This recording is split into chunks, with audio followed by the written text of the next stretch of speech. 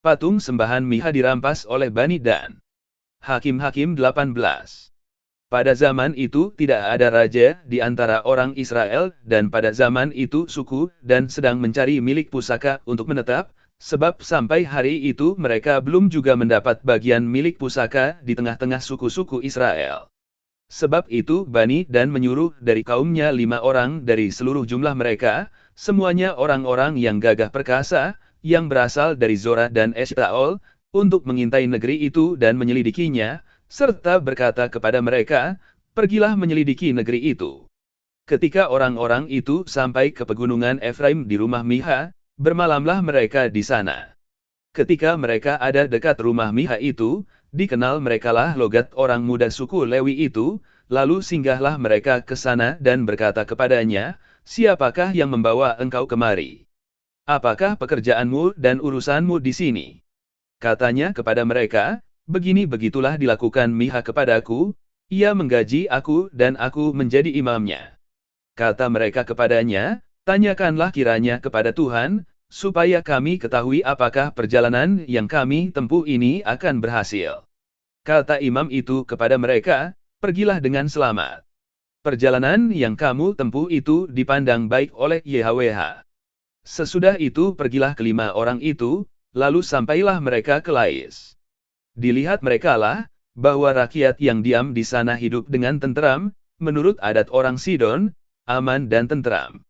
Orang-orang itu tidak kekurangan apapun yang ada di muka bumi, malah kaya harta.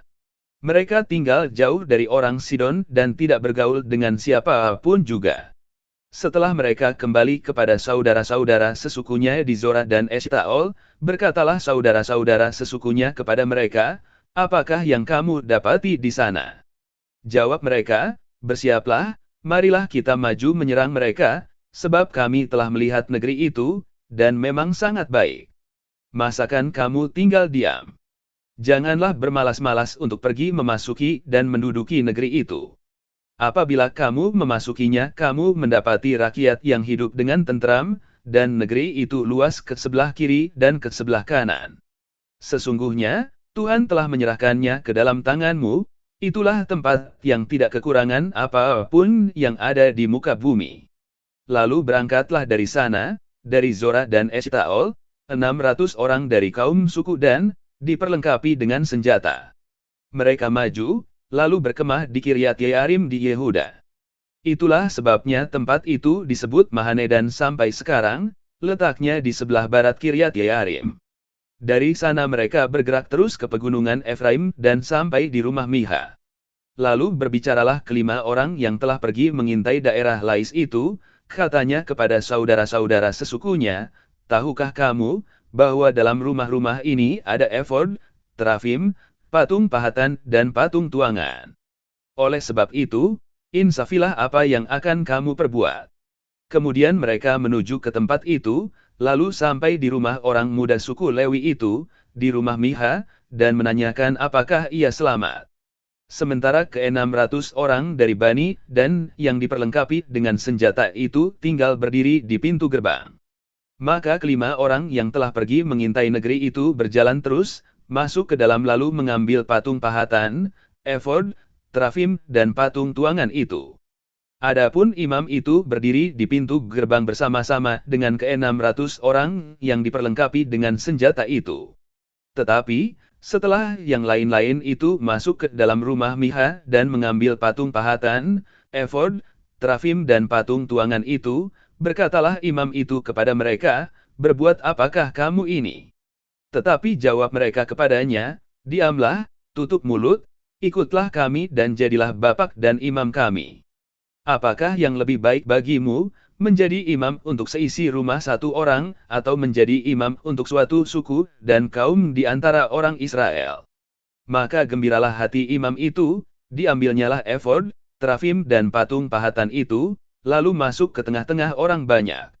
Kemudian berbaliklah mereka dan pergi, dengan anak-anak, ternak dan barang-barang yang berharga ditempatkan di depan mereka. Ketika mereka telah jauh dari rumah Miha, dikerahkanlah orang-orang dari rumah-rumah yang di dekat rumah Miha, dan orang-orang itu mengejar Bani Dan itu. Mereka memanggil-manggil Bani Dan, Maka berbaliklah orang-orang itu dan berkata kepada Miha, "Mau apa engkau dengan mengerahkan orang?" Lalu jawabnya, "Tuhanku yang kubuat serta imam juga kamu ambil, lalu kamu pergi.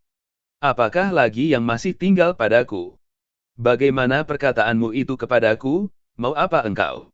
Berkatalah Bani Dan kepadanya, "Janganlah suaramu kedengaran lagi kepada kami, nanti ada orang yang menyerang engkau karena sakit hati, dan dengan demikian engkau, serta seisi rumahmu kehilangan nyawa." Lalu Bani Dan melanjutkan perjalanannya, dan Miha, setelah dilihatnya mereka itu lebih kuat daripadanya, berpalinglah ia pulang ke rumahnya. Lalu Bani Dan, dengan membawa barang-barang yang dibuat Miha, juga imamnya, mendatangi Lais, yakni rakyat yang hidup dengan aman dan tentram. Mereka memukul orang-orang itu dengan mata pedang dan kotanya dibakar. Tidak ada orang yang datang menolong, sebab kota itu jauh dari Sidon, dan orang-orang kota itu tidak bergaul dengan siapapun juga. Letak kota itu di lembah Bet-Rehob. Kemudian Bani Dan membangun kota itu kembali dan diam di sana.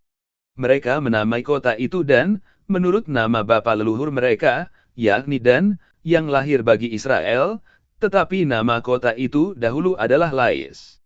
Bani Dan menegakkan bagi mereka sendiri patung pahatan itu, lalu Yonatan bin Gersom bin Musa bersama-sama dengan anak-anaknya menjadi imam bagi suku Dan, sampai penduduk negeri itu diangkut sebagai orang buangan. Demikianlah mereka menempatkan bagi mereka sendiri patung pahatan yang telah dibuat Miha itu, dan patung itu ada di sana selama rumah Tuhan ada di Silo.